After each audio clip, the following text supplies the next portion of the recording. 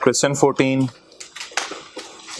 Tax imposed at the rate of 15% on every non-resident person who receives Pakistan source fee for technical service is considered to be a final tax. कहते हैं 15% जो tax लगता है fee for technical service पे, वो tax final tax है। ठीक है जी, सही फरमा रहे हैं आप। ये तो हमें पता था, आपने अब हमारे से क्या पूछना है? हम तो यही याद करके गए हुए थे। Identify the exceptions to the above rule. कब 15% लगाने की जरूरत नहीं होगी नॉन रेजिडेंट पे? Identify the exceptions to above rule. एक दफा 4 मार्क्स का आया था, एक दफा 3 मार्क्स का। बताएं जी, कब 15% लगाने की जरूरत नहीं होगी? बोलें बोलें बोलें बोलें। सेक्शन 6 का 3, सेक्शन 6 का 3, 6 का 3 क्या कह रहा था? 3 सूरतों में 15% नहीं लगाना। अगर रॉयल्टी या फी फॉर टेक्निकल सर्विस या जो भी ऑफशोर वो किसके जरिए दी जा रही हो? फर्म एस्टेब्लिशमेंट के थ्रू दी जा रही हो, या वो एग्जेम्प्ट हो टैक्स से, ऐसी सूरत में भी 15% लगाना नहीं है। तो 2-3 सूरतें लिखी हुई थी जिसमें 15% नहीं लगाना। ओके,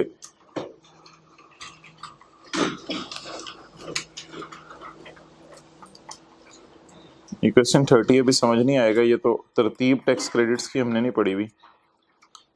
अच्छा जी, what are the general provisions which may apply to income subject to final tax regime? अगर एक इनकम फाइनल टैक्स रिजीम में फॉल करती है तो उसके लिए जनरल रूल्स क्या हैं? तो ज़बानी भी याद होंगे आप लोगों को।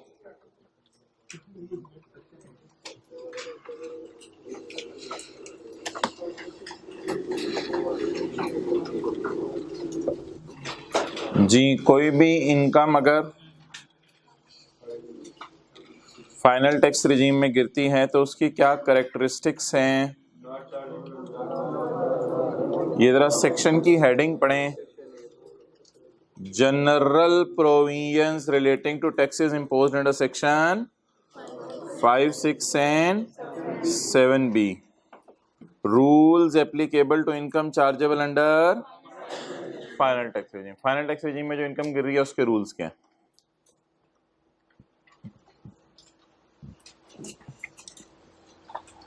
ओके,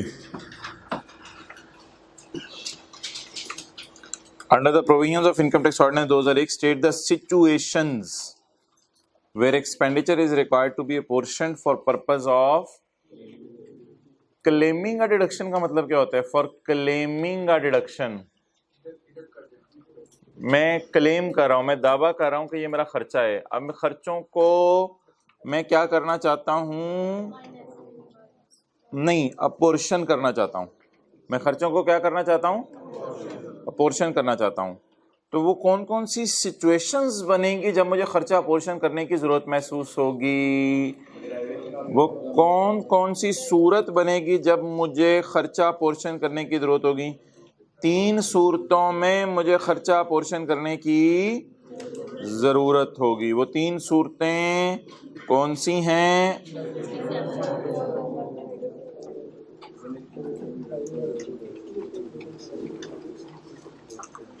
जब मैं एक वक्त में 2 हेड से ज्यादा इनकम कमा रहा हूं, किसी हेड की इनकम कमा रहा हूं और फाइनल इनकम कमा रहा हूं, और किसी हेड की इनकम कमा रहा हूं और किसी और पर्पस के लिए वो यूज हो रहा हो। इन 3 सूरतों में मुझे खर्चा अपोर्शन करने की इतनी ज्यादा जरूरत महसूस होगी कि आपकी सोच नहीं है।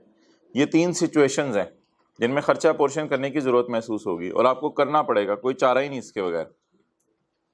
ठीक है, वापस आ जाए जितने दी ना भाई ना, कहां से नहीं। अच्छा जी, पेज नंबर 1। अच्छा जी, पॉइंट 3 कल क्या पढ़ा था?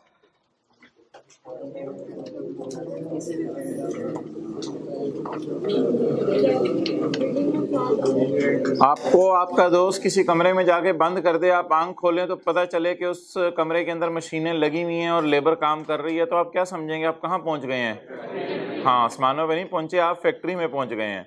तो जो फैक्ट्री के अंदर आप पहुंच गए हैं, तो फैक्ट्री की खासियत क्या है कि उसकी लैंड एंड बिल्डिंग में क्या पड़ी होती है, प्लांट एंड मशीनरी पड़ी होती है।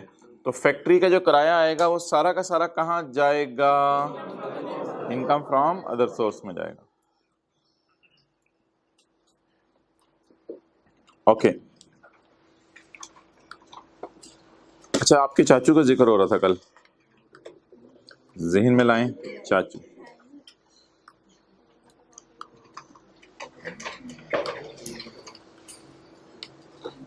ये एक फ्लैट उन्होंने बनाया है सीए के बच्चों को किराए पे देने के लिए। अब इसमें कोई भी एक रूम है, उसमें इन्होंने रूम का जो रेंट रखा है वो रखा है जी 20,000 रुपया फी कमरा महीने का। और अदर जो सर्विसेज हैं रूम की, मिसाल के तौर पे क्या क्या, मिसाल के तौर पे यूटिलिटीज,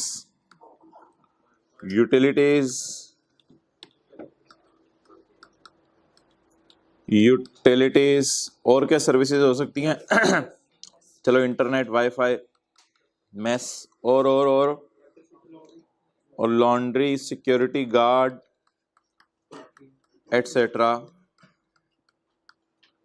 इसके 30,000 रुपये होंगे। इतनी तो लुटनी मची हुई कि कमरे का किराया 20,000 है और इन चीज़ों का किराया 30,000 होगा, तो 4-5 हज़ार इसका किराया होगा जो हो स्लाइड है उन्हें अंदाज़ा होगा। 4-5 हज़ार कोई किराया जो है वो उन्होंने इस मद में रख दिया होगा कि आपको, भाई तू कितने वापस आ,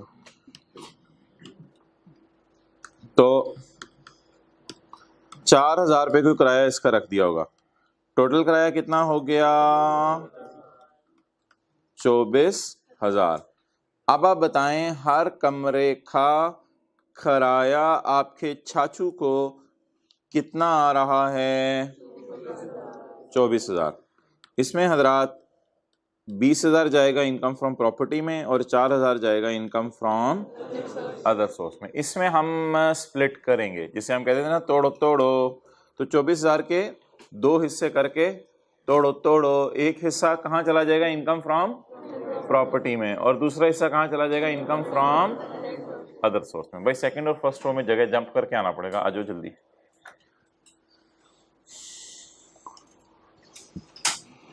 चलिए जल्दी जल्दी जल्दी नोट कर, do not take more than 15 second.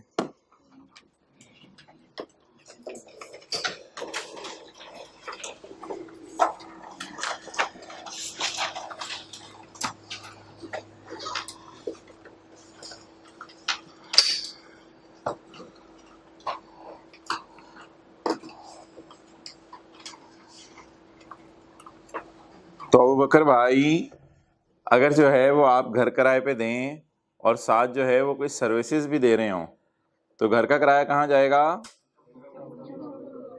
और सर्विसेज के अदर सोर्स में।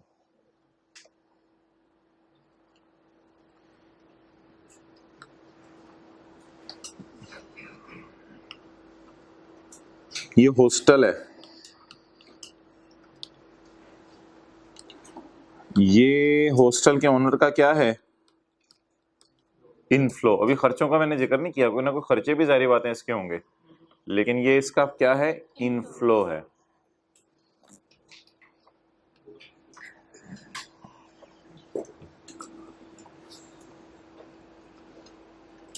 ओके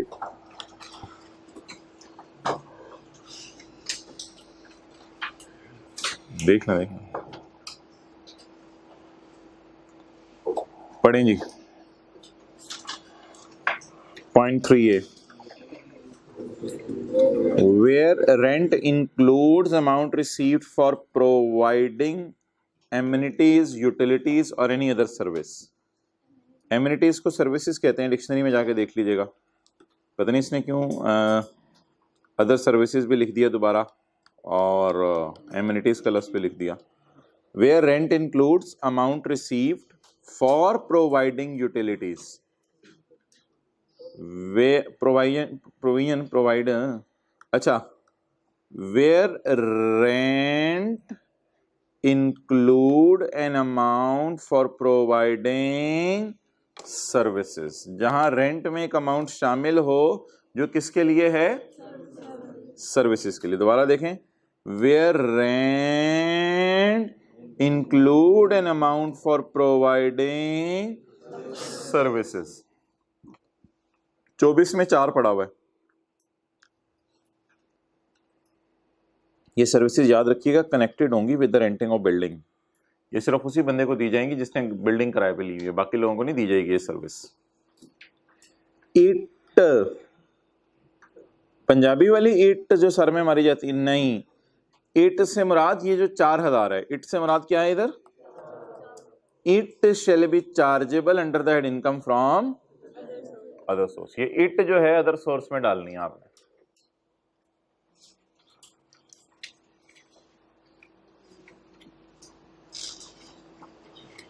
ओके,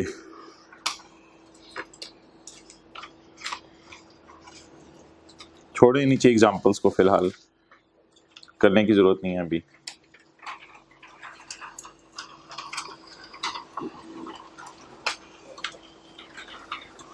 ये notes, thank you.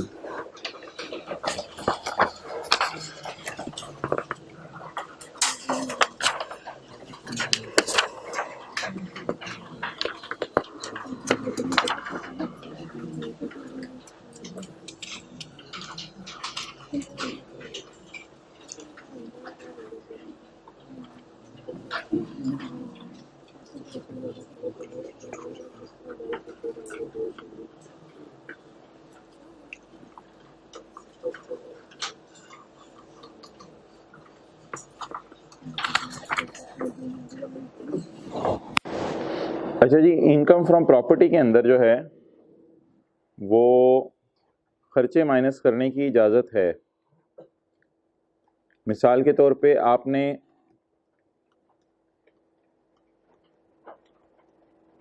Rent receive किया, कोई घर किराए पे देके 2 मिलियन,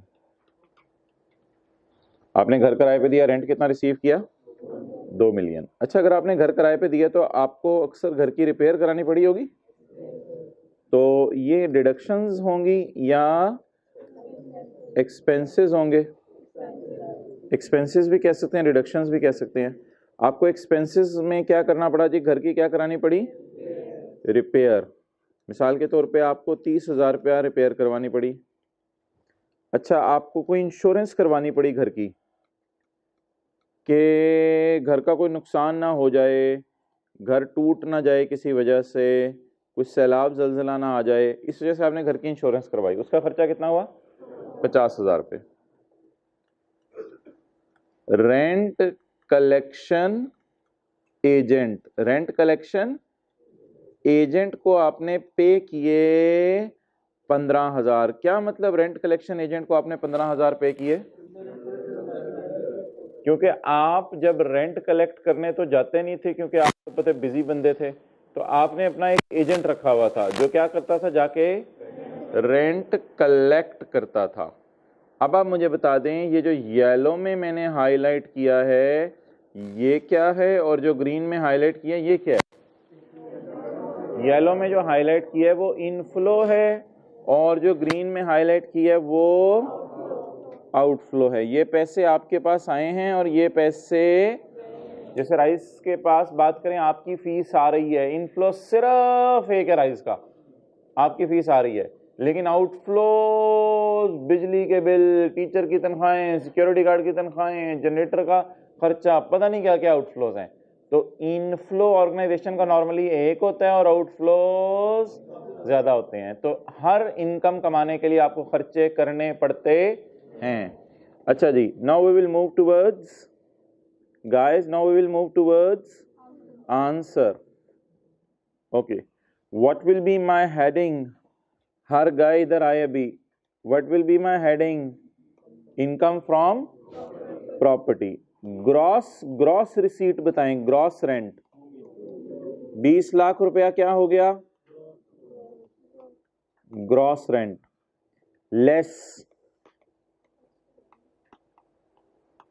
रिपेयर, लेस लेकिन रिपेयर पे ना लॉ मेकर ने एक बड़ी अजीब सी बात कर दी, कहते हैं रिपेयर ना आप सारी माइनस नहीं कर सकते, बल्कि मैं आपको एक फिगर देता हूं और वो फिगर आपकी रिपेयर को देख के नहीं मैं दिया करूंगा।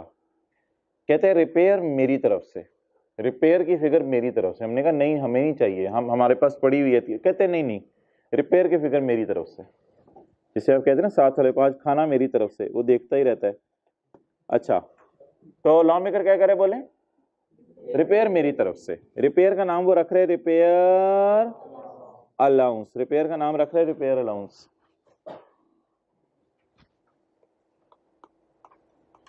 कहते रिपेयर रशीद मेरी तरफ से, ये रशीद ओनर है घर का। रशीद एक ख्यालाती बंदा है जो हम मिसालों में यूज किया करेंगे। रशीद रिपेयर मेरी तरफ से।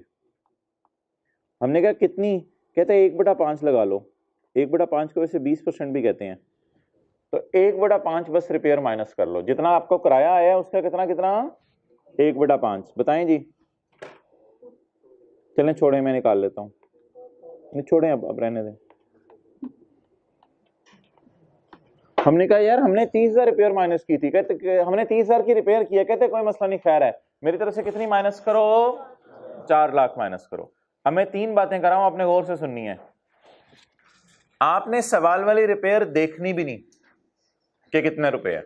सवाल में रिपेयर कितने रुपए है 30,000, लेकिन लॉ मेकर कितनी माइनस करने दे रहे हैं, बहुत बड़ी फिगर 1/5, यानी 1/5 20% होता है किसी फिगर का। अगर रिपेयर उधर 30,000 है तो भी 4 लाख ही माइनस करनी है। अगर उधर 4,20,000 होती 30,000 की जगह तो भी 4 लाख ही माइनस करनी है, और उधर रिपेयर 0 होती तो भी 4 लाख माइनस करनी है।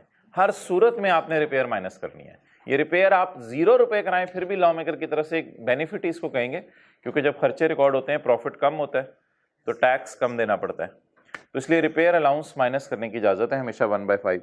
ये नीचे भी मैं पढ़ाऊंगा, in respect of repair and allowance equal to 1/5, तो 1/5 रिपेयर माइनस करने की इजाजत है।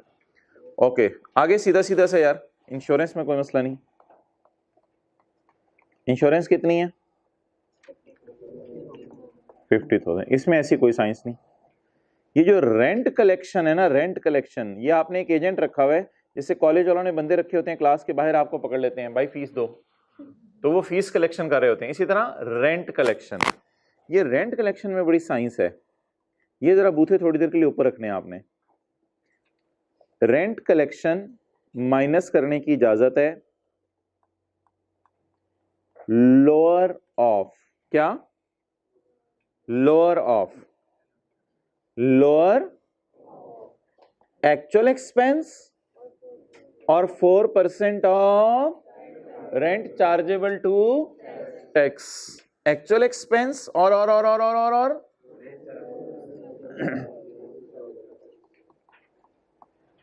एक्चुअल या 4% ऑफ 2 मिलियन। एक्चुअल कितने गाइस, गुड गाय, एक्चुअल कितने 15,000 और 4% ऑफ 2 मिलियन कितना 80,000। आप बता दें इन दोनों में से लोअर क्या है, 15,000 लोअर है या 80,000 लोअर है, 15,000 लोअर है। तो 15,000 माइनस करने की बता दें जी इनकम फ्रॉम प्रॉपर्टी जी 1/5।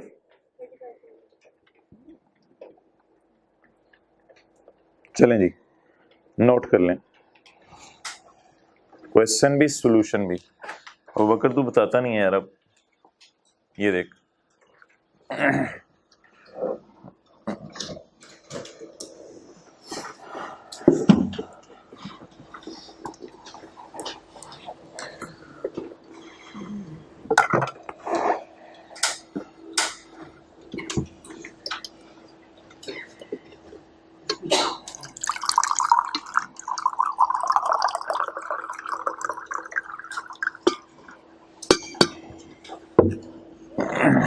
कर लिया note.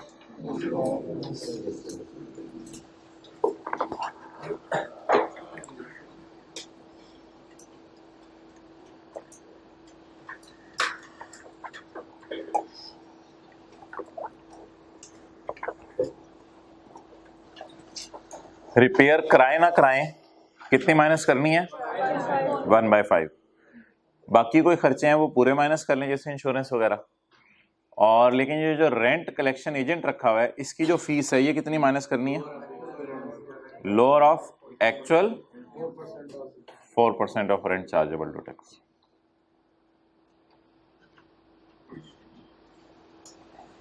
Okay, let's start.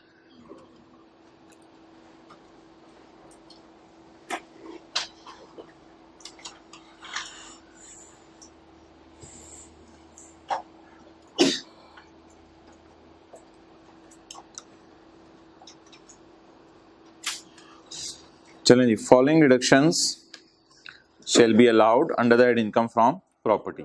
Income of property में ये खर्चे माइनस करने की इजाजत है। पढ़ें जी point A, in respect of repairs, repairs की मद में repairs to building an allowance equal to 1/5 of the rent chargeable to tax। जो रेंट चार्जेबल टू टैक्स है वो कितना है? 2 मिलियन। इसका कितना लेना है? 1/5। उर्दू में यहां लिख लें, यहां उर्दू में लिख लें, चाहे रिपेयर कराएं या ना कराएं, चाहे सवाल में रिपेयर ना गिवन हो फिर भी, इस तरह लिख लें, चाहे सवाल में रिपेयर ना भी गिवन हो फिर भी।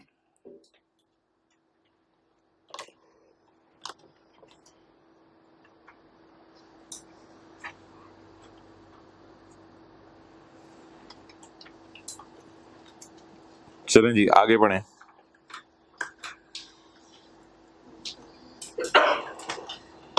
बस आगे लिस्ट है, लिस्ट को पढ़ लें, खुद ही पढ़ लें खर्चों की, कि ये खर्चे माइनस करने की इजाजत है। इंश्योरेंस प्रीमियम पेड, कई दफा आप खर्चा बिल आ जाता है लेकिन पे नहीं करते तो पेएबल होता है, खैर है। इंश्योरेंस प्रीमियम पेड और payable in the year to insure the building. Next,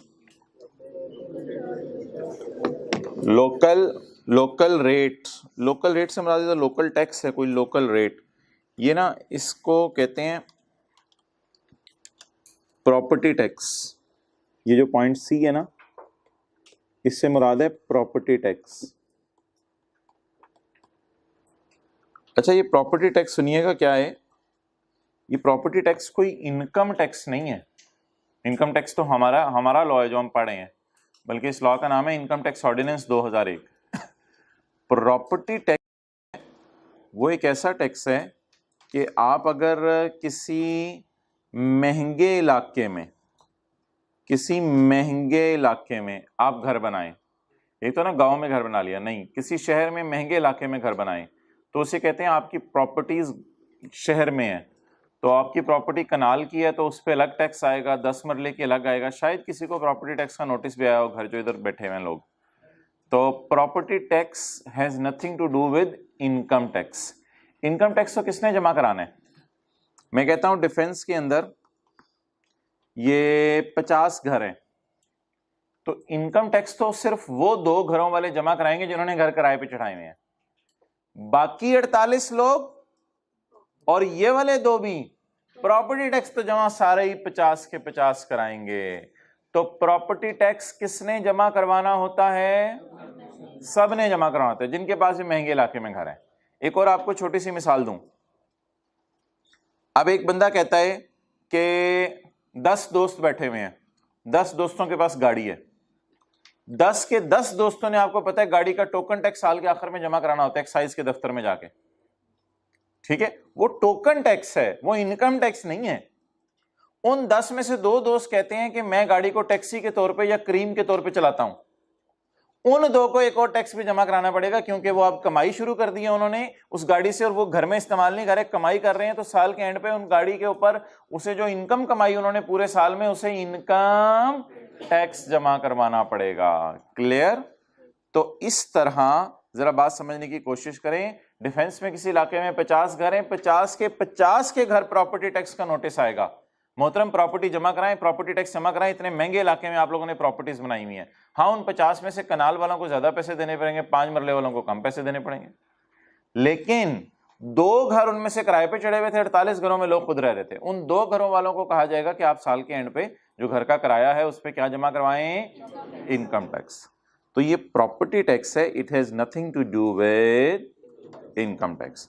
इस प्रॉपर्टी टैक्स के जरा 2-3 नाम पढ़ें, पेपर में तो हमें प्रॉपर्टी टैक्स के नाम से ही लेते हैं। 2-3 नाम है इसके different. Local rate, local tax, local charge, local cess. Cess तो बिल्कुल टैक्स होता है, डिक्शनरी में जाके देखिएगा। Local rate, local tax, local charge, local cess. ये लोकल इसलिए कि आमतौर पे ना ये लोकल गवर्नमेंट लेती है। ऑन प्रॉपर्टी और रेंट, प्रॉपर्टी पे भी होते हैं, कई दफा रेंट पे भी लगा देते हैं। टू एनी लोकल अथॉरिटी और गवर्नमेंट, ये बात याद रखिएगा, ये लोकल गवर्नमेंट को पे किया जाता है। और जरूरी नहीं प्रॉपर्टी टैक्स हो, कोई भी टैक्स हो सकता है जो घर की मद में आप लोकल गवर्नमेंट को पे कर रहे हो।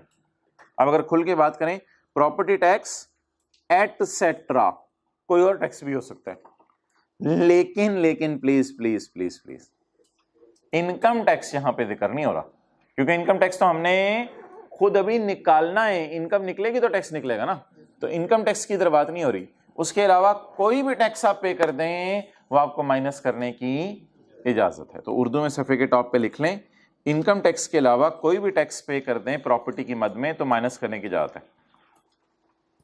जल्दी जल्दी लिखा करें, इनकम टैक्स के अलावा कोई भी टैक्स प्रॉपर्टी के लिए पे कर दें तो वो माइनस करने की इजाजत है।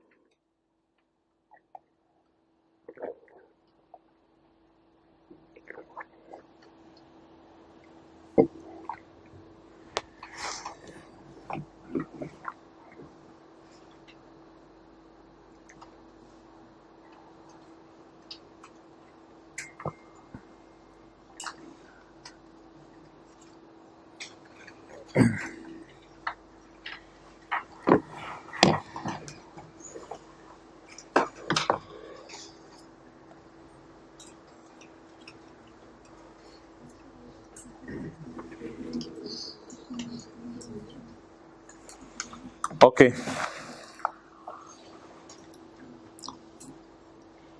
नेक्स्ट क्या है जी? Ground rent paid for the property.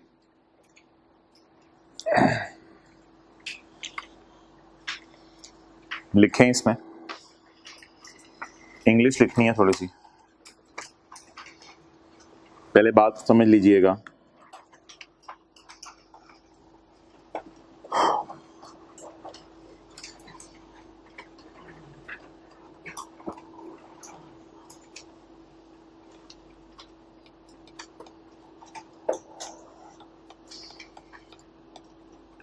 ये लैंड है वसीम अकरम की,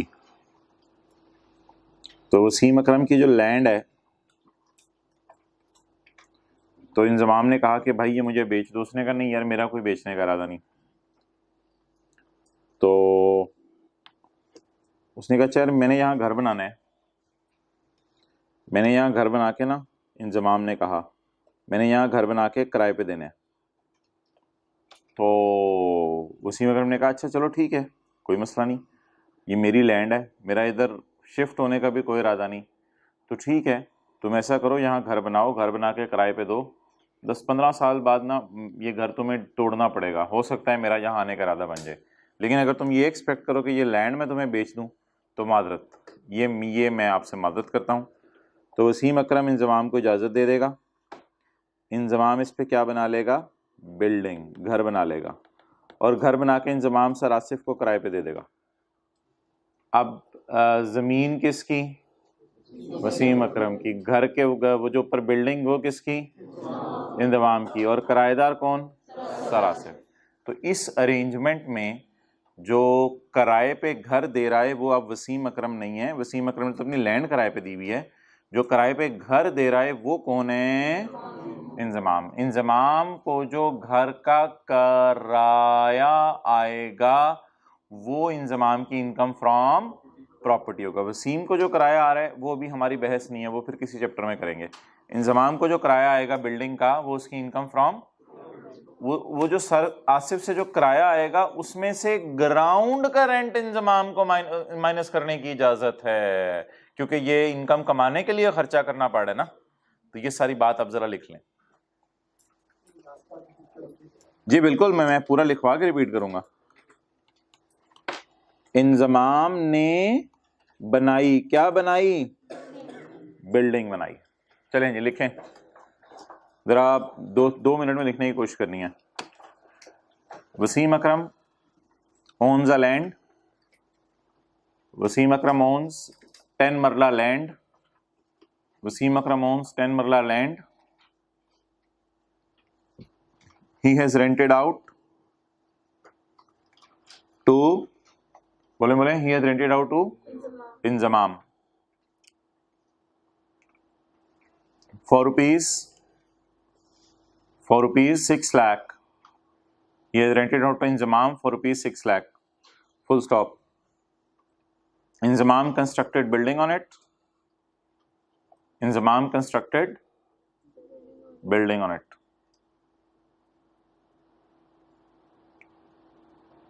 And rented out the building. And rented out the building to Sir Asif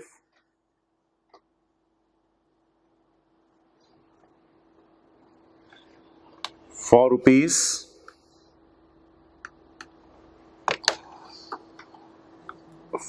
18 lakh. ये देख लें 18 लाख ये बनेगा, for rupees 18 lakh. Calculate income from property of, बोले इंजमाम। चलें जी, बताएं भाई इनका हो प्रॉपर्टी इंजमाम की, इनका हो प्रॉपर्टी जी। ग्रॉस कराया सर आसिफ से कितना आया? आगे बोलें रिपेयर अलाउंस, वो तो सवाल में दिया ही नहीं हुआ, वो तो माइनस करना ही। आज खाने की टेबल पे बैठेंगे, अम्मी को, अम्मी रिपेयर अलाउंस तो माइनस करना ही करना है जी। कितना? कल तक निकाल लेंगे। कितना? 3,60,000 और less ground rent. Ground rent कौन किसका ग्राउंड यूज कर रहा है? इंजमाम वसीम का ग्राउंड यूज कर रहा है, तो इंजमाम उसको ग्राउंड का रेंट देगा। ग्राउंड रेंट कितना है जी? गिवन है सवाल में 6 लाख। तो क्या बनी जी इनकम? बता देंगे कल तक। भाई दुनिया बहुत तेज है यार, अब इस तरह तो नहीं चलेगा काम, लोग बहुत आगे निकल चुके हैं दुनिया पर। बंदे रखे हुए कैलकुलेशन के लिए 8,40,000।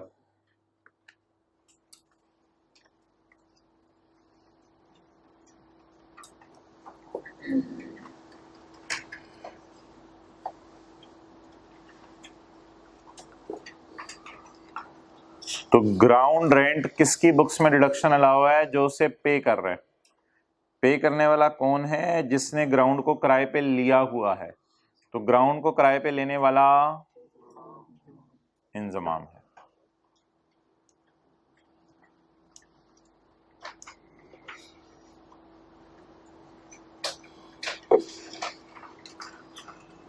एक लाइन इस एग्जाम्पल के नीचे हम खाली छोड़ देंगे, ऐसे लाइन का लफ्ज लिख के। वो इंशाल्लाह फिर अदर सोर्स के चैप्टर में एक बात करनी है इसके बारे में, तो इसलिए इस एग्जाम्पल को जरा जहन में रखिएगा। ओके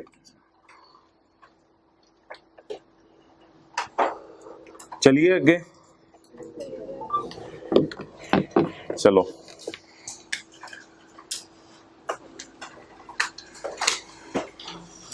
ग्राउंड रेंट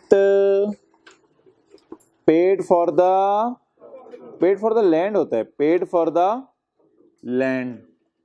असल में ना प्रॉपर्टी से मुराद यहाँ वो बिल्डिंग है उसका नीचे वाला ग्राउंड रेंट है, तो प्रॉपर्टी वो इस कॉन्टेक्स्ट में यूज कर रहे हैं, छोड़ें इसको। Ground rent paid for the property, ये जो प्रॉपर्टी आपकी उसके जो ग्राउंड का रेंट है वो आप पे कर रहे हैं। ओके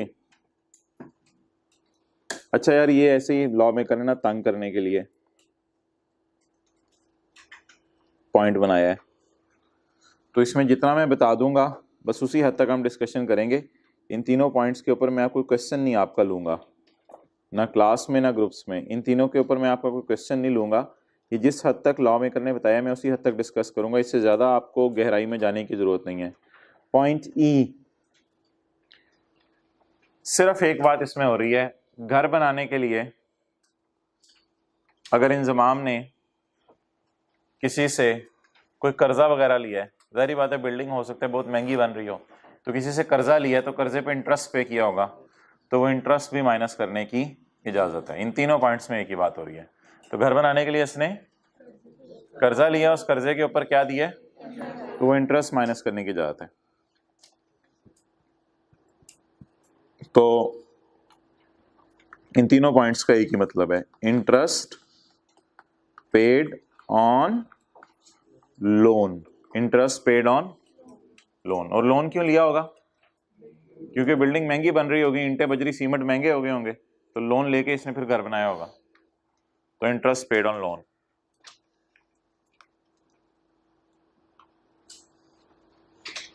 अब क्योंकि लोन की कई किस्म की ट्रांजैक्शन शुरू हो चुकी हैं इस वक्त मार्केट में, तो इसलिए लॉ मेकर भी फिर बात को फैला बैठा, अब समेटनी भी उसको मुश्किल हो गई। एनी प्रॉफिट पेड, कहते हैं इस्लामी जमहूरिया पाकिस्तान है, आपने इंटरेस्ट का नाम नहीं रखना, प्रॉफिट पेड, असल में ये इंटरेस्ट ही होता है। Any interest paid on loan, money borrowed क्या होती है, मनी बोरोड है, डिपॉजिट नहीं, जमा नहीं कराई, बोरो किया, उधार लिया। Any interest paid on loan borrowed, money borrowed. अबे तू क्यों ले रहा है उधार, टू एक्वायर, मैंने बनाना है या कंस्ट्रक्ट करना है या रेनोवेट करना है या बढ़ाना है या दोबारा तोड़ के बनाना है बिल्डिंग वगैरह, जो मैंने प्रॉपर्टी वगैरह दोबारा बनानी है या नई बनानी है या सिरे से नई कंस्ट्रक्ट करनी है या रेनोवेट करनी है, इसके लिए मैंने उधार लिया। ओके,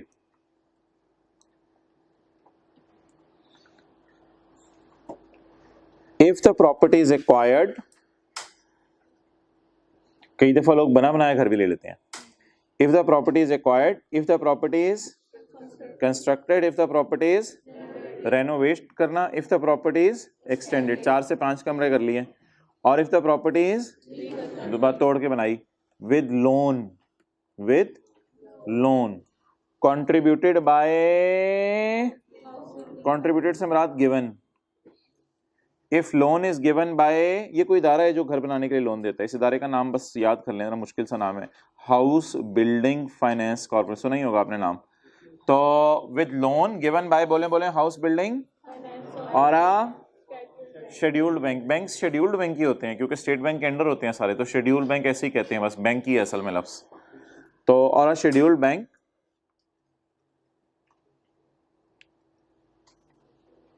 ये जो अंडरलाइन में बात की हुई है ना, इसका मतलब है इंटरेस्ट, द इंटरेस्ट, पूरी अंडरलाइन की हुई बात का ब्रैकेट में लेके बेशक लिख लें, इस सारी बात का मतलब इंटरेस्ट है। तो जो इंटरेस्ट आप इसको पे करेंगे वो माइनस करने की इजाजत है। अच्छा, अब इसने 2 लफ्ज लिखे हैं, share in rent and share towards appreciation in value of property.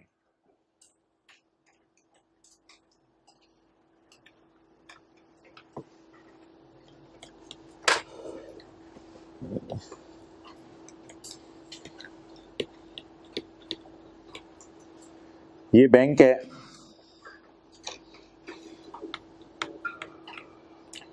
और ये घर का ओनर है, इसने डाले 6 लाख, इसने डाले 6 लाख, तो 12 लाख में घर बन गया, 12 लाख में घर बन गया। अब ये तो इन्होंने कैपिटल डाला है, ठीक है, 12 लाख में घर बन गया, घर बना। अब घर से रेंट आया, रेंट आया, फर्ज करें घर से रेंट आया 3 लाख रुपया, इस रेंट में थोड़ा सा ओनर ले जाएगा अपने पास और थोड़ा सा बैंक को दे देगा। एक्चुअली ये बैंक को क्या पे कर रहा होगा, कितनी अमाउंट पे कर रहा होगा, अभी इसमें मैं बहस नहीं कर रहा, वो पेपर में गिवन होगी। ये बैंक को क्या पे कर रहा होगा, बोले इंटरेस्ट पे कर रहा होगा। अच्छा, अब लॉ मेकर कहता है 6 लाख डाला बैंक ने, 6 लाख डाला ओनर ने, और कितने में घर बना, 12 लाख में। 12 लाख वाला घर किस पे चढ़ा दिया, किराए पे। किराया कितना आ रहा है, तो कहते हैं तुम किराए का हिस्सा उसको दे रहे हो, इंटरेस्ट नहीं दे रहे।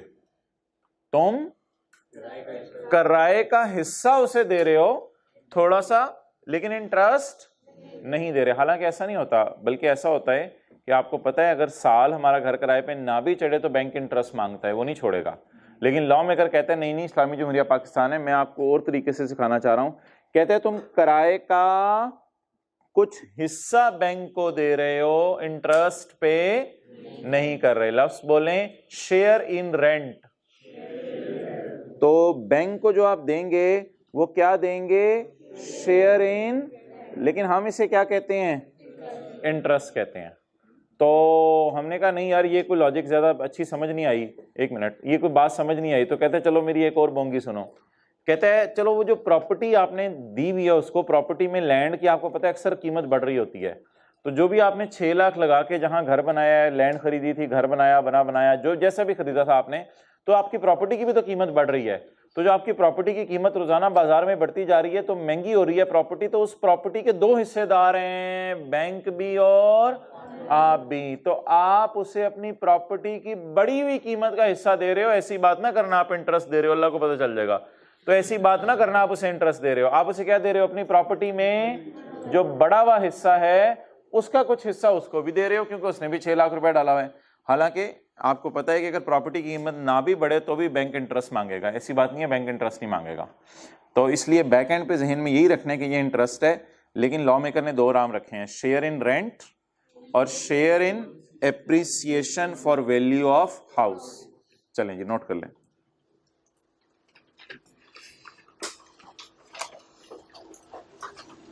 जी आपका सवाल था कोई और किसी का?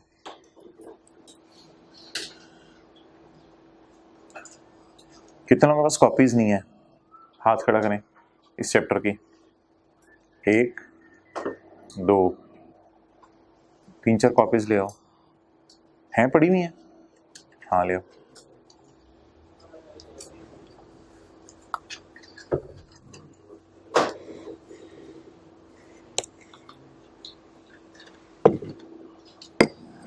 खैर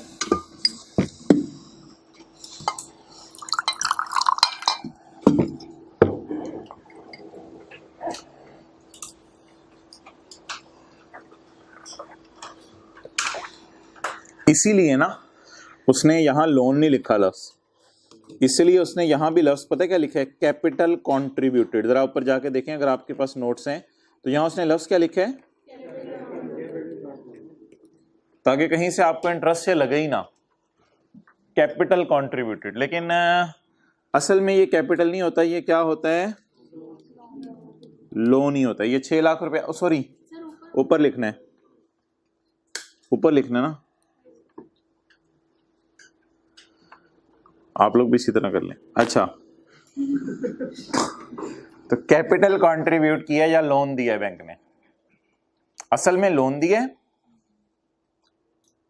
ये देखे ना, ये लॉ मेकर कहना चाह रहा है, ये जो मैंने येलो से हाईलाइट किया ये लॉ मेकर कहना चाह रहा है, लेकिन बैक एंड के ऊपर ये लोन है और ये क्या है, इंटरेस्ट है।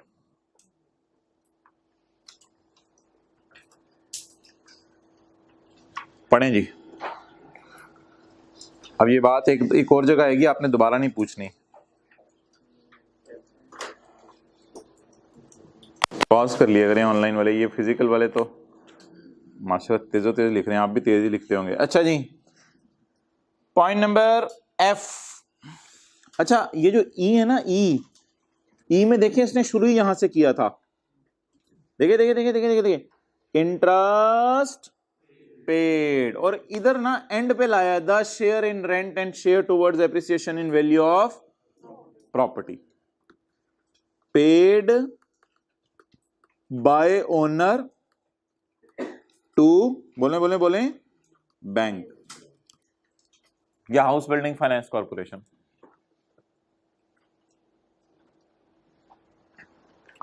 तो पढ़ें जी अब।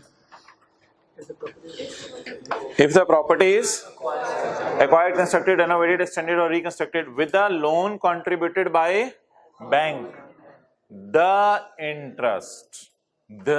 interest paid by owner to bank. अगर कहते हैं इंटरेस्ट नहीं तो the share in rent, आप रेंट का कोई हिस्सा दे रहे हैं उसको, या the share towards appreciation in value of, तो आप अपनी प्रॉपर्टी की जो कीमत बढ़ रही है उसका कुछ हिस्सा दे रहे हैं उसको आप इंटरेस्ट नहीं दे रहे।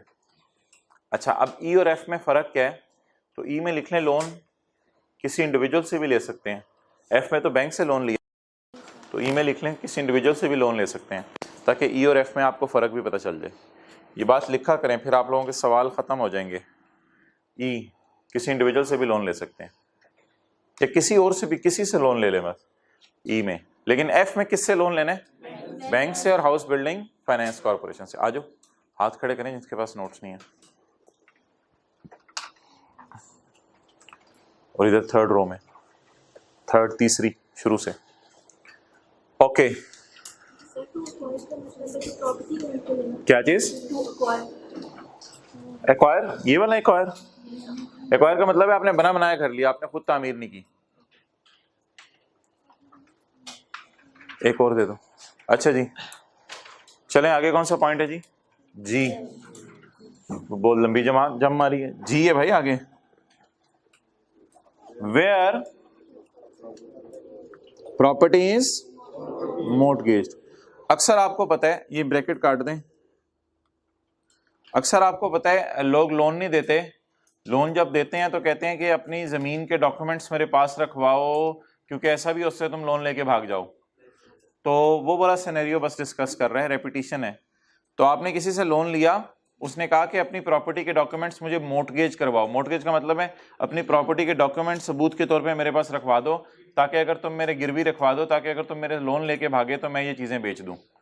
तो where property is the profit और interest paid by owner to loan provider. किसको देगा इंटरेस्ट? जिसने भी लोन दिया होगा उसको। द इंटरेस्ट और profit paid by owner to loan provider.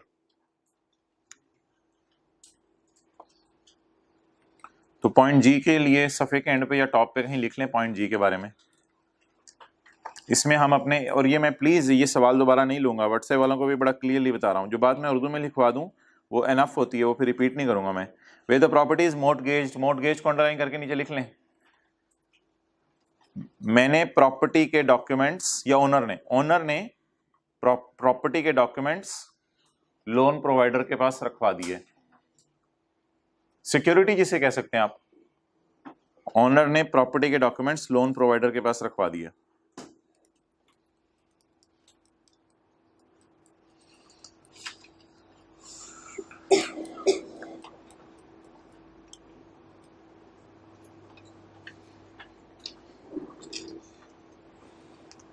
Okay, पढ़िए जी आगे क्या लिखा हुआ है। यहां तक पहले जरा हेडिंग्स मोटी मोटी बता दें, मैं ग्रीन हाइलाइटर से हाईलाइट करूं। हेडिंग मोटी मोटी क्या? रिपेयर, इंश्योरेंस, टैक्स जो किसको पे करें? लोकल गवर्नमेंट को, और इधर तो वही है, प्रॉफिट या शेयर इन रेंट या इंटरेस्ट। रेपिटेशन है तीनों में। कौन कौन से पॉइंट है जी? रिपेयर अलाउंस, इंश्योरेंस, टैक्स जो लोकल गवर्नमेंट को पे कर रहे हैं, और ground rent, profit paid, share in rent paid और interest paid. Okay, any expenditure paid सिर्फ और सिर्फ फॉर कमाना ऑफ रेंट, सिर्फ और सिर्फ, बोले सिर्फ और सिर्फ, होली एंड एक्सक्लूसिवली। वो खर्चा होली उसके लिए किया, एक्सक्लूसिवली मींस कि नियत भी यही थी कि घर के लिए ये खर्चा कर रहा हूं।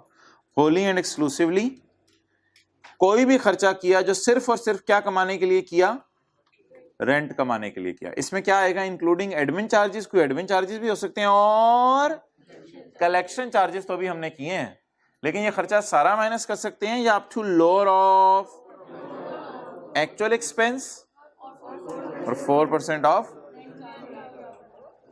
जो भी खर्चा आपने किया होली एंड एक्सक्लूसिवली इनकम कमाने के लिए, एडमिन खर्चे भी इसमें शामिल हैं, वो लोअर ऑफ करके माइनस होगा या एक्चुअल एक्सपेंस या 4% of rent chargeable to tax. Admin खर्चे मैं बताऊंगा आने वाले दिनों में। अच्छा जी, जब न्यूमेरिकल शुरू होंगे, बस ये लफ्ज अपने भी जहन में रख लें। ओके, पॉइंट आए, आई आए आए, रिस्पेक्ट दिया करें लोगों को। आए, legal charges paid. Legal charges किसको पे करते हैं आमतौर पे? नहीं, legal charges paid to lawyer to defend the title of property. Legal charges paid to lawyer to defend the title of property. हाँ, हो सकता है किसी हुकूमत के इदारे को भी आपको चार्जेस पे करे हो, कोर्ट केस लड़ना है तो। Legal charges paid to lawyer to defend the title of property. किसी ने आपके चाचू को आके कहा चलो भाई चाचू बाहर निकलो, चाचू ने कहा नहीं, उन्होंने कहा चलो, चाचू को और चारों कमरों से बंदों को निकाल के बाहर, चलो भाई ये घर मेरा है। तो अब आपके चाचू चले जाएंगे पुलिस स्टेशन या थाने? अच्छा, तो रिपोर्ट भी जाके दर्ज कराएंगे और लॉयर को भी हायर करेंगे कि भाई इस केस से मुझे निकालो। तो ऐसी सूरत के अंदर जो भी आपका खर्चा आएगा to defend the title of the property और any suit connected with the property in court, या कोई भी केस चल रहा हो। सूट क्या होता है? Suit case?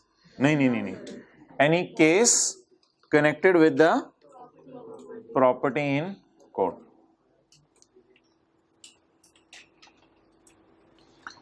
शुक्र है कोई इंट्रोडक्शन टू अकाउंटिंग की क्लास वाली बात भी इसने की।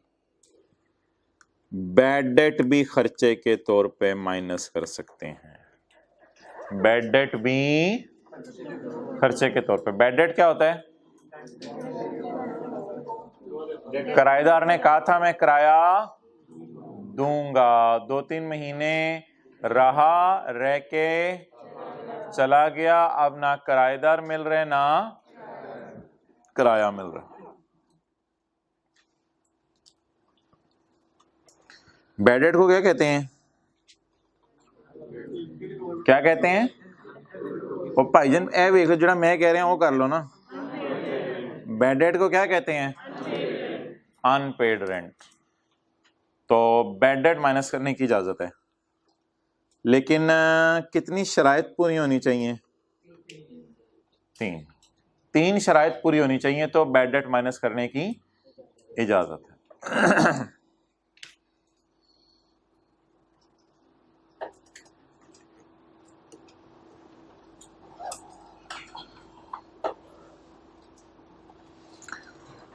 तो आपके चाचू ने रूम नंबर 3 जो है वो किराए पे दिया हुआ है मिस्टर एक्स को। मिस्टर एक्स को रूम नंबर 3 जो है वो किराए पे दिया हुआ है और मिस्टर एक्स 3-4 महीने से गायब है और साल रह के गया था और अब नजर ही नहीं आ रहा। तो अब 3 शराइत अगर पूरी हो जाएं तो आपके चाचू को बैड डेट माइनस करने की इजाजत है। वेयर देयर इज कजाफी ग्राउंड,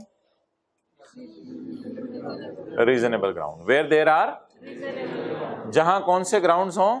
मुनासिब ग्राउंड्स मौजूद हों टू बिलीव, के यकीन किया जा सके दैट अनपेड रेंट, जो रेंट पे किए बगैर वो चला गया है, दैट अनपेड रेंट इज, ये यकीन हो जाए या ये तकरीबन यकीन हो टू बिलीव के इररिकवरेबल जो रेंट है, अनपेड रेंट, वो रिकवर। तो an allowance equal to, allowance से मुराद अमाउंट लिख लें बस, an amount equal to, allowance को अंडरलाइन करके amount, an amount equal to unpaid rent. Exact unpaid rent आपको माइनस करने की जरूरत है, ये आपका खर्चा है। इफ का क्या मतलब है? तीन शराइत पूरी हों। टेनेंसी वॉज बोनेफाइड का मतलब है कि वो किराएदारी का एग्रीमेंट बनाओ। बोनेफाइड का मतलब है किराएदारी का एग्रीमेंट बनाओ। तो उसमें जरा वो हो जाता है ना, अगर एग्रीमेंट बनाओ तो साबित हो जाता है कि वो किराएदार था, आप ओनर थे। तो हाँ, कॉन्ट्रैक्ट समझ लो। तो किराएदारी का एग्रीमेंट बनाओ। Tenancy was bona fide. बोनेफाइड का डिक्शनरी मीनिंग भी देख लीजिएगा, यही है कि आप साबित कर सकें ये ट्रांजैक्शन हुई है। बोनेफाइड शेल लॉस भी आपने कभी सुना हो। तो टेनेंसी किराएदारी वॉज बोनेफाइड, यानी एग्रीमेंट वगैरह बना हुआ है जिसमें किराएदार का नाम भी आ रहा है और ओनर का नाम भी आ रहा है, ताकि कोर्ट में अगर केस हो तो साबित हो जाए बात ये घर इसी को किराए पे दिया हुआ था। उसमें अरसा वगैरह भी लिखा होता है कितने अरसे के लिए घर किराए पर आए, और बल्कि उसमें रेंट की अमाउंट भी लिखी होती है। Tenancy was bona fide. The defaulting tenant कौन? मिस्टर एक्स या आपके चाचू? Mister X. The mister X has vacated the property, और ये शर्त है कि वो घर छोड़ के जा चुका हो, क्योंकि उधर है फिर तो उसको पकड़ें, उससे रिकवर करें। ये शर्त है बड़ी कड़ी कि वो घर छोड़ के, the defaulting tenant has vacated the property, और steps have been taken to compel the tenant to vacate the property, या स्टेप्स लिए जा चुके हैं उसको निकालने के लिए। आप रूम नंबर 3 के बाहर बंदे लेके चले गए, उसने बाहर से ही खिड़की से 2-3 फायर आसमान पे मारे, आप भाग गए। तो और स्टेप्स हैव बीन टेकन, हमने तो कोशिश कर ली, वो नहीं जा रहा। और steps have been taken to compel the tenant to vacate the property, हमने स्टेप्स लिए हैं, लेकिन वो बंदा इतना तगड़ा है कि अब हमारी हिम्मत नहीं है रूम नंबर 3 में दोबारा जाने की। है हमारा ही हॉस्टल, लेकिन रूम नंबर 3 में हम नहीं जा सकते। And the defaulting tenant is not in occupation of, ये भी सादा सी बात है, और उस किराएदार को आपने कोई और रूम या कोई और घर किराए पे ना दिया हो, ये भी एक शर्त है, बड़ी अजीब सी, ये भी शर्त है। अच्छा आगे चलें जी। Point 2, owner has initiated the, हाँ, बैड डेट सिर्फ तब माइनस करने की जरूरत है जब आप कोर्ट में इसके खिलाफ केस कर चुके हैं कि भाई ये बंदा मेरा किराया नहीं दे रहा, इससे किराया रिकवर करें। या आपने जैसे ही उस बंदे को कहा मैं कोर्ट में केस करूंगा, उसने कहा मैं जज करा लूंगा, तू लॉयर करा, मैं जज कराऊंगा। और आपको यकीन है, और से मुराद ओनर टेनेंट, ओनर, ही को अंडरलाइन करके ओनर लिख लें, ऊपर ऐसे देख रहे होते हैं, ऐसे शो चल रहा है, ही को अंडरलाइन करके ओनर। और ओनर आगे क्या लिखा हुआ है बताएं? Believe that legal proceeding would be, ऐसे बंदे को हाथ डालने से बेहतर है छोड़ो पर यार, कोर्ट जाने का क्या फायदा। और आखिरी शर्त, unpaid rent has previously been included under the head income from property and tax has been paid on it, वो इनकम में ऐड भी हो चुका है और उस पर क्या पे कर चुके हैं? टैक्स भी पे कर चुके हैं। इसको जरा समझने की कोशिश करें। आप देखें बैड डेट जो होता है ना, वो पहले इनकम में जा चुका होता है। सोचें जरा, डेटर डेबिट सेल क्रेडिट, और फिर एंट्री होती है bad debt debit debtor credit. तो जो इंट्रो भी नहीं पढ़ी जिन लोगों ने, वो बस ये जनरल एंट्री लिख लें, फिर इंशाल्लाह इनको जब इंट्रो में पढ़े होंगे ये बात समझ आ जाएगी। तो क्या लफ्ज़ लिखा हुआ है बताएं?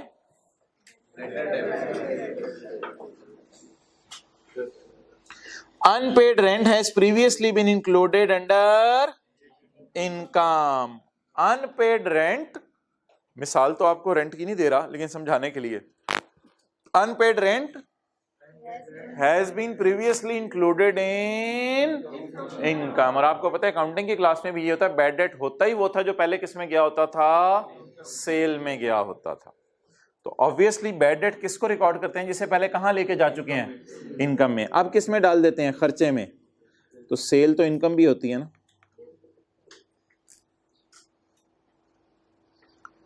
तो unpaid rent has been included in income, ये आपने एरो खींचना है कि अनपेड रेंट पहले कहां जा चुका है? इनकम में जा चुका। भाई ने एंट्री नोट की है? चेक वाली शर्ट, हाँ, ब्लू और ब्लैक। ऐसा क्यों करते हैं? कल आपको नदामत भी हो रही थी, चैप्टर 4 याद नहीं किया, आप चैप्टर 9 के साथ ये नदामत हुई, तो फिर तो मुझे भी नदामत होगी। मुझे नदामत हुई, सारी क्लास को नदामत होगी, प्रिंसिपल साहब को नदामत होगी। कहाँ कहाँ तक नदामत फैलेगी।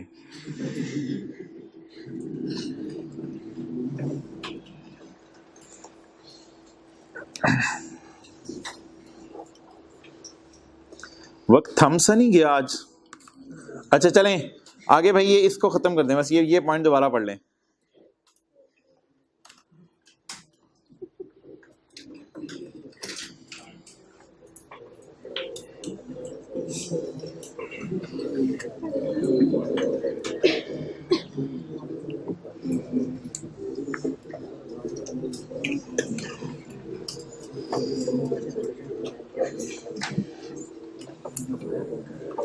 बताएं जी, वेयर देयर आर, इसको याद करें जबानी, where there are reasonable grounds to believe that unpaid rent is irrecoverable, an amount equal to, amount underline करके, an amount equal to unpaid rent, equal to unpaid rent amount minus करने की इजाजत है। If tenancy was bona fide, अगली बात defaulting tenant has or steps have been compel the tenant to vacate the property, steps लिए जा चुके हैं लेकिन वो नहीं निकल रहा। और अगली बात, and he is not in occupation of point 2, owner has initiated the or he considered that legal proceeding is of no use, वो समझ रहे लीगल प्रोसीडिंग। उसके बाद unpaid rent has previously been included in income, पहले से income में जा चुका है और इस पे क्या पे किया जा चुका है, टैक्स पे किया जा चुका है। हो गाय, बिल्कुल सही फरमाया आपने, तीनों पूरी होनी जरूरी हैं। ये देखो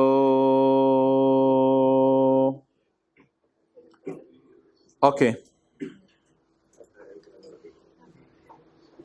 बस ये आखिरी बात, point 2, where any unpaid rent is allowed as, क्या मतलब,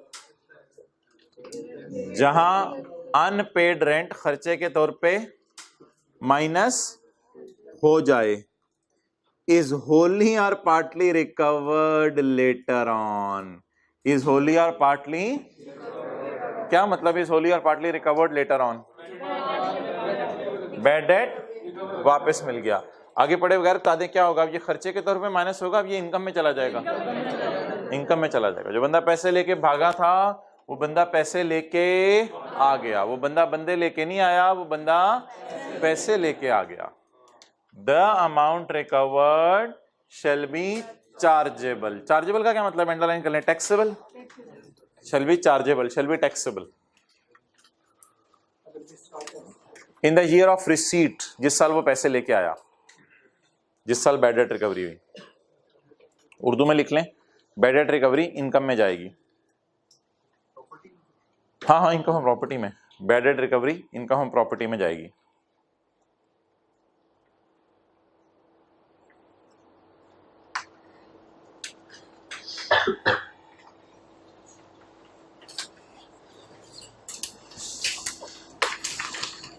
अच्छा जी, 3 और 4 पॉइंट हमने नहीं करना, ये हम करेंगे तकरीबन 2 महीने बाद। किस चैप्टर में, इनकम फ्रॉम बिजनेस में। ये 3 और 4 पॉइंट हम कहाँ करेंगे, इनकम फ्रॉम, क्योंकि देखें क्या लिखा हुआ है, this provision is same as section 34 का 5, और फिलहाल तो हम सेक्शन 15A में हैं, और this provision is same as बोलें सेक्शन 34 का 6। तो फिलहाल ये 3 और 4 पॉइंट जो है वो हमारे पेंडिंग हो गए, 3 और 4 पॉइंट पेंडिंग हो गए। चलें जी, 5 और 6 इंशाल्लाह कल करेंगे, और फिर ये प्रॉपर्टी का चैप्टर ख़त्म हो जाएगा। सेक्शन 16 है ना बस, हाँ। अच्छा तो ज़रा रिवाइज करें, बताएं जी, इन रिस्पेक्ट ऑफ रिपेयर कर लें जो आप लोग कर रहे हैं, पहले मैं भी बंद कर लेता हूं। अच्छा, in respect of repair in respect of repair repair allowance equal to chargeable, थोड़ा वॉल्यूम थोड़ा सा लो रखें, volume low. Insurance premium paid to insure the building, local rate, local tax, local charge, local cess paid to local government in the year excluding income tax. Ground rent paid for the property, ये पहले याद कर लीजिएगा, ground rent paid for. अच्छा, point ई, जो company की definition आती है ना सबसे पहले बच्चे लिखते हैं small company, non profit of. अच्छा जी, point E, any profit paid on money borrowed to acquire, construct, renovate, extend, और यही सारे अल्फाज आगे यूज करने हैं. लेकिन if the property is acquired from loan from HBFC और the share in appreciation for value of house, and with the property's mortgage interest paid by owner to loan provider. ठीक है, ओवर.